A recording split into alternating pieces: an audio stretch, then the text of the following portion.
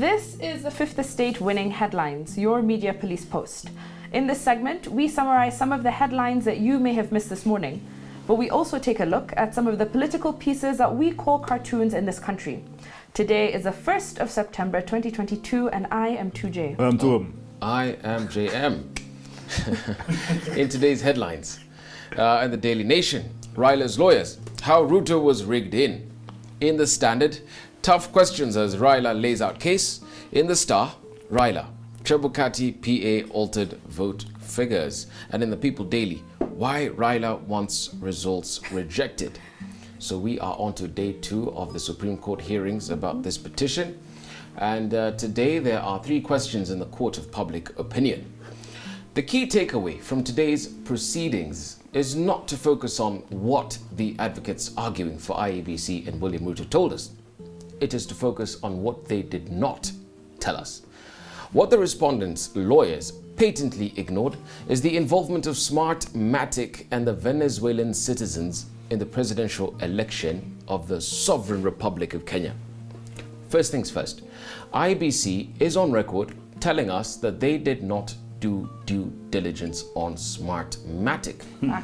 In a press interview, a fortnight to the election, during this interview with journalists, IEBC CEO MARJAN was put to task about the checkered history of Smartmatic in handling the bungled elections of the Philippines and Venezuela.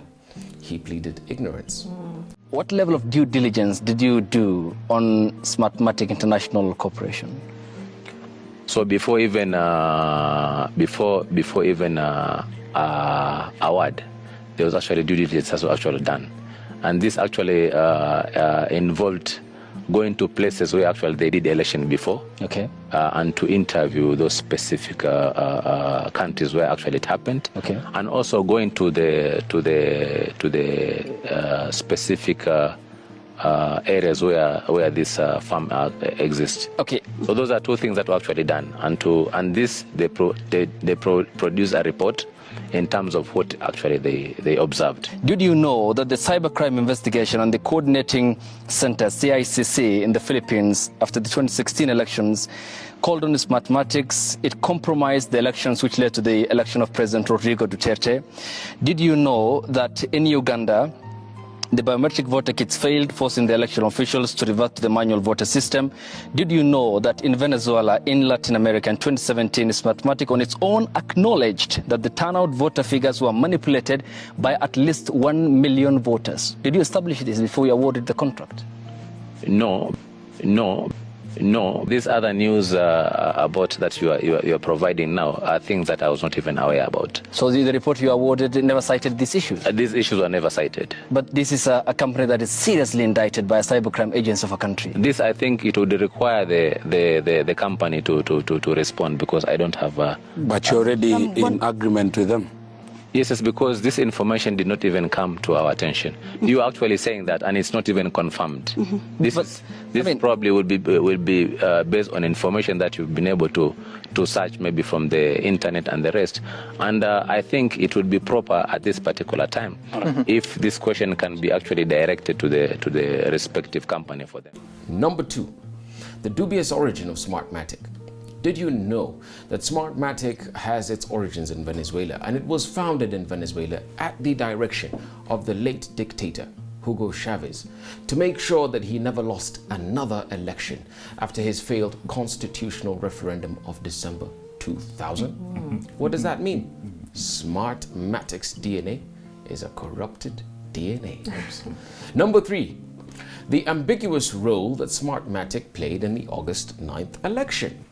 The question that begs here is, what level of access did its officials have in regard to the August 9th election? Now, according to DCI's forensic analysis on electronic devices recovered from the 3 Venezuelans, Juan Jose Castellano was effectively made an IEBC system administrator and granted unfettered access to the entire IEBC data with capacity to add, delete, edit, or manipulate in any manner the entire IEBC system. Wow. So then I pose the question, dear viewers, are Jose Castellano and the rest of the 18 Venezuelan nationals and the two Armenian brothers, namely Artur Sargsyan and Artur Margaryan, not one and the same thing?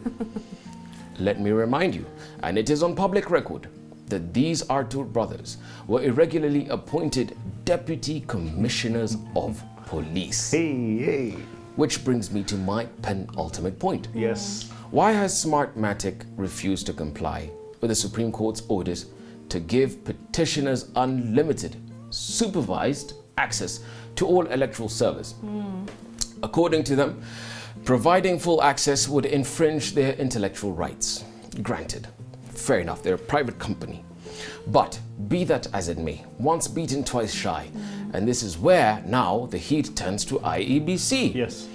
IEBC very well knew that, having been denied access to their vendors' servers in 2017, ought to have insisted to their new vendor, that is now Smartmatic, that they set up a mirror server at the very least. A mirror server is a duplicate. Yes. It is a regular process in network systems management through which an exact replica of a server is continuously created in real time. Lovely. If IEBC had insisted on the creation of a mirrored server, third parties would still be able to access it without Smartmatic being anxious about their IP. All the same, however, Azimio is not asking to see the entire back end of the DNA of the software of Smartmatic. Yes. It is simply asking the question that our mathematics teachers used to ask us all the time, those of us who did 844, how did you arrive at the result? It's as simple as that. Lastly, I think at this rate, as CJ Moraga suggested in 2017, if foreign service providers cannot open their servers Yes. to a sovereign republic, then the best thing to do is to revert to our good old-fashioned manual system of voting. An application was made for scrutiny to look at the servers because the petitioners were saying, look, you didn't transmit. This were the IBC was saying we had problems with the technology and that. And we found that interesting because some of the areas where they were saying that they could not get network were areas here in Nairobi, in Kiambu and other places. Yeah. We said no, open the servers. Yeah. They refused to open the servers, and we had no choice but to annul the petition. Annul the election. Yes. Simple as that. Absolutely. True. Absolutely. Now, early this morning, Supreme Court Judge Isaac Lenaola alluded to documents circulating in social media regarding the inspection of IBC servers as ordered by the court. We do not know what document Justice Lenaola was referring to, but what we have on public record is a letter purportedly written and signed by a Mr. F.N. Gonik, Managing Director, Smartmatic. Now, whether it is real or fake, we do not know. But assuming it's authentic, we would like to ask a few questions. The letter reads, and I quote, providing full access would infringe our intellectual property rights. Providing third-party access to our source code and security features, including transmission certificates and encryption keys, would render the system insecure. Now, if this letter is genuine, then a refusal by Smartmatic to grant access to its servers is similar to the alleged August 2017 refusal That's right. by Otis Morpho to open its servers. Now, never in my life did I think I would use retired CJ David Moraga as reference. But a few years back, Moraga told us that the reason the Supreme Court nullified the August 7, 2017 election was because Chebukati and their tech contractor Otis Morpho refused to open the servers. What is my point here? If Smartmatic have flatly refused to open up their servers as an unconfirmed letter notes, there is no way we will ever know to what extent the alleged hacking of the August election was. But let's take a moment and put ourselves in Smartmatic's shoes. If Smartmatic had 21 persons, 19 foreign and 2 local, with IBC login credentials, would you expect them to open up their servers? If Smartmatic have been found criminally liable in the Philippines for manipulation of presidential election results, would you expect them to open up their servers? If Smartmatic have been found to have manipulated voter turnout in Venezuela by 1 million votes, would you expect them to incriminate themselves? Food for thought. So today I want to take a stab at issue number 7 as framed by the Supreme Court. That is whether William Ruto actually got 50% plus 1. I've explained before that the logic of 50% plus 1 is quite simple in theory. But because it is attached to turnout, that is how many people voted, there is room for mischief. If the vote count is high, it is harder to achieve 50%. But if the vote count is low, passing that threshold becomes a lot easier. My problems are two.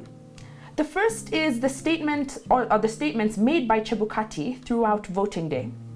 One was a written update from IEBC and signed by Chebukati himself. Yes. It reads that by 4 p.m. on the 9th, voter turnout was at 56.17%. Yes. The other was a live broadcast where he told the public that the Keems kit had registered turnout of 65.4%. The voter turnout is based on the verification of the Keems kits which were functional during the process of voting. Remember, we have areas that Commission allowed use of the manual register, and then we shall not be able to give you the exact voter turnout until the data is transmitted in the result forms, and then we compute the final voter turnout. But from the kits that transmitted, the voter turnout is 65.4%. It is important to note that this figure did not include those who had voted manually. Yes. And Chebukati actually said Yes. that turnout was likely to increase throughout the day. Yes. My second problem Yeah. is the turnout number IEBC gave us at the end. Their final figure came to 64.7%, lower than what they had previously declared. Quick maths, Yeah. that is a difference of 0.63%, which is roughly equivalent to 139,358 votes. This we cannot ignore. And unfortunately, this has not been addressed adequately. In fact, during today's proceedings, Justice Smokin Wanjala asked this very question. And he rightly tied it to the voter turnout matter. Correct. How is turnout connected to the 50+1 threshold? Now, Amtata's submission suggested that Wafula Chebukati, in his authority as chairperson, was engaged in a reverse engineering activity. That his job was to hit a target and to do so at whatever cost. The next step will be to answer the judge's questions. And these questions are loaded. Yeah. And the answer I'm particularly interested in is about the ins and outs of the Keems kit. Correct. The People's Petition alleges that in an email from an IEBC employee, one Paul Mugo, there were 687 Keems kits still reading as open 1 day after the election. How is this explained? Open in this case means that it was still active and able to receive and send information as though people were still voting.